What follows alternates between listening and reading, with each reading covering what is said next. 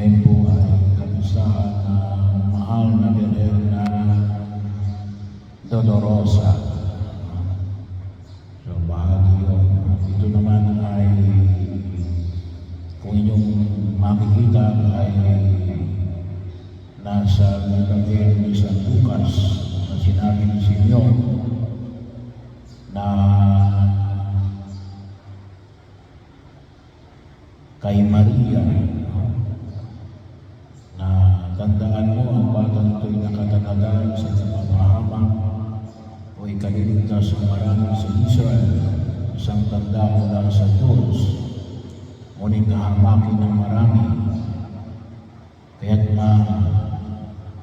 hahayag ang kanilang isip. Dahil yan, ang puso mo'y para na rin tinarakan ng isang palaraw. So, pero yung imig sa mahal na Birhen na Dolorosa ay hindi lang isang palaraw, kundi ito. At bahagi yun na sa Ebanghelyo natin pinakita ay isa sa mga palaraw na ito na si Maria ay nakatayo sa tabi ng krus ni Jesus habang siya ay nalalagutan ng hininga. Sabi nyo, ewan ko lang kung nakaranas kayo na isang tao na nalagutan ng hininga sa inyong harapan. Lalong-lalo na yan, anak niyo. Alam nyo, isang naranasan ko kasi noong ginagawa yung sa parokya na inassign ko ay may mga trabahador ay yung mga trabahador ay nagkainuman. Ayun ay isa'y nasaksak.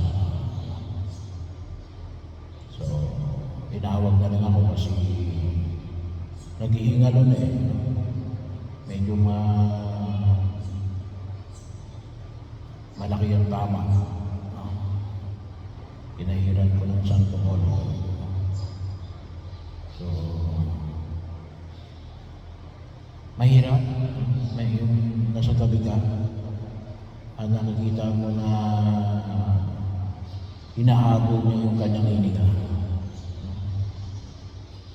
Ay mahirap tumigil doon. So, sabi ko, lumabas ako ng kwarto. Hindi na ako nakatagal. Pagkaman, siguro ay naka 15 minutes ako doon. Kasi hinahabol niya nga yung kanyang hininga. Alam na wala na talagang pagtutunguhan. Ay ito si Maria ay nasa tabi ni Jesus. Mula na ito ipako hanggang ito ay madagutan ng hininga. So, masakit sa puso. Sabi ko nga, yun, hindi ko kaano-ano ay napakahirap, lalo na yun kapag anak mo. Kaya yung pagdiriwang ngayon, ang mahal na Birhen ng Dolorosa ay malaki yung impact na nawa ay makita natin. Una ay makita natin na pamamagitan ng mahal na Beren ay pinamanig noon ng pagdiriwang natin kahapon kasi always na magkasunod mo yan, no? Yung exaltation of the cross, and then yung mahal na Beren ng Dolorosa, magkasunod talaga yan, ano? Ng pagdiriwang ay isang pagkilala natin na alam ng Diyos yung ating pagdurusa kasi naging bahagi ng kanyang karanasan. Bahagi yun, yung pagiging tao ng Diyos ay maliwanag na kung saan ay naunawaan niya ang ating katatayuan. Naranasan niya yung naranasan ng tao. Maliban lamang ang pagkakasala. So kaya alam ng Diyos yung ating paghihirap. At yun din nawa yung magiging lakas natin. Kasi sabi nga ho natin, ano, na yung pagkaunawa natin na sa Ebanghelyo ay ibinigay ni Jesus si Maria para maging ina rin natin, para turuan din tayo nang sa ganon ay maintindihan din natin yung kahalagahan ng pagdurusa at mabigyan tayo ng lakas na dinaranas natin ngayong kapanahunan na ito, na nais ng Diyos na tayo ay gabayan at pangalagaan ng mahal na Birhen Maria na naging bahagi ng lakas din ng ating Panginoong Jesucristo. So bahagi rin mo na kung saan ay makita natin yung pangangalaga ng mahal na Birhen Maria na tayo hindi lamang para bigyan ng inspirasyon, ngunit upang samahan tayo. Kasi naging bahagi ng kanyang buhay bilang pagtugon niya kay Jesus na ating Panginoong Jesucristo. At yun ay nawa ay higit natin mapahalagahan. Hindi lamang sapagkat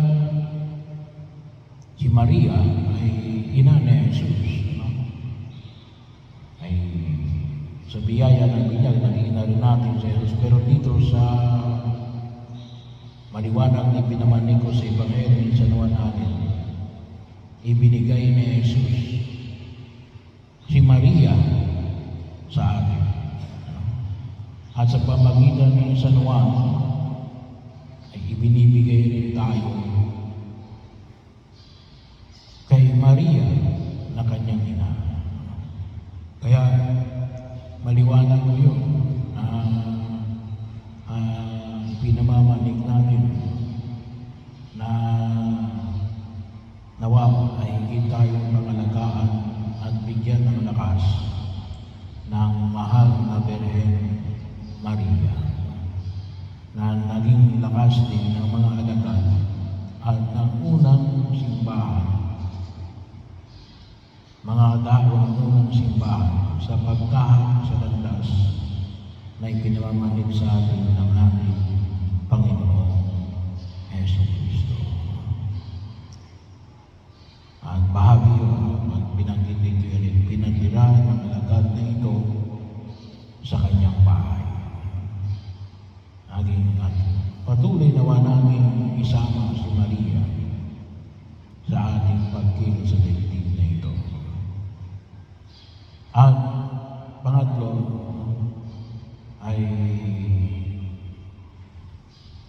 isang paanyaya na nawa na ang pagdadalawati ni Maria ay higit na nakikita natin sa pagtanggi ng tao kay Jesus. So, yun ay higit na pinagdadalawati ni Maria, yung patuloy na pagtanggi kay Jesus. Nanawa ay maging bahagi ng ating pagdadalawati upang pakinabangan natin ang kanyang pagliligtas sa daigdig na ito. At nawa itong pagdadalawati na ito ay ialay natin sa Diyos. Nang sa ganon na ito ay pupugin niya ng biyaya na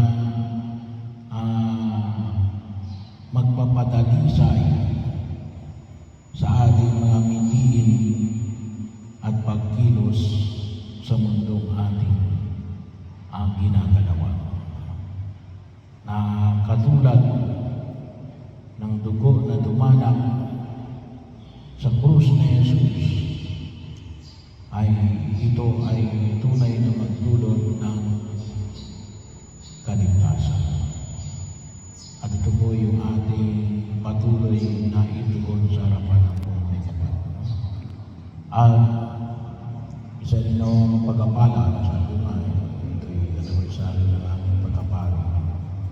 Isang pagkapasalamat sa patuloy na pagkabay ng Diyos kasama ni Maria sa biyaya ng paglilingkod. Nanawa ay magdulot ng panibagong lakas sa panibagong taon na inilalaan upang maging kabahagi ng pakikiisa kay Jesus bilang